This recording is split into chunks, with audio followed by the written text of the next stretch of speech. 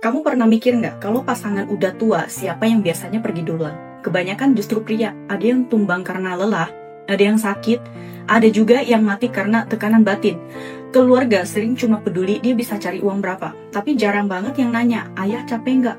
Dia nggak punya tempat buat ngeluarin beban, malah sering jadi sasaran marah di rumah. Orang bilang, hidup itu susah, tapi buat pria, hidup jauh lebih susah. Seumur hidup, ayah cuma tahu satu hal, kerja keras. Tapi uang yang dia hasilkan, hampir nggak pernah dipakai buat dirinya sendiri. Terus, kalau ayah capek, dia bisa bersandar ke siapa? Nggak ada. Capek, dia sandar di kursi. Ngantuk, dia rebah di kasur. Dingin, dia pakai baju. Sakit, dia minum obat. Nggak berdaya, dia bersandar di tembok. Dia takut anaknya susah. Takut istrinya nggak ngerti perasaannya.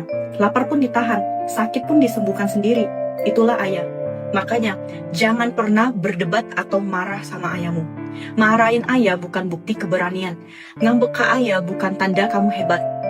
Kalau sampai bikin ayahmu nangis, itu bukan kebanggaan, itu aib. Ayah nggak pernah pakai kata-kata buat menang dari anaknya.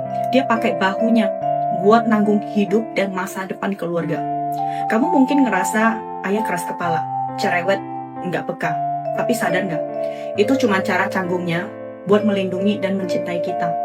Kalau suatu hari ayah nggak lagi nyapa kamu, nggak lagi nelpon, itu bukan karena dia berubah. Mungkin hatinya udah dingin karena sikap kita sendiri.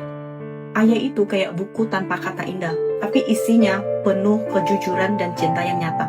Ayah mungkin terlihat biasa, tapi kasih sayangnya seberat gunung. Dulu waktu kecil, kita nggak ngerti arti cinta seorang ayah. Dan saat akhirnya paham, kita udah bukan anak kecil lagi. Buat semua ayah di luar sana, terima kasih udah kuat bahkan saat dunia nggak berpihak. Terima kasih udah tetap tersenyum walau hati sering capek. Kalian mungkin nggak pernah minta dihargai, tapi tanpa kalian nggak ada yang namanya rumah. Semoga setiap ayah di dunia ini nggak cuma diingat saat lelahnya sudah berakhir, tapi juga dicintai selagi masih ada.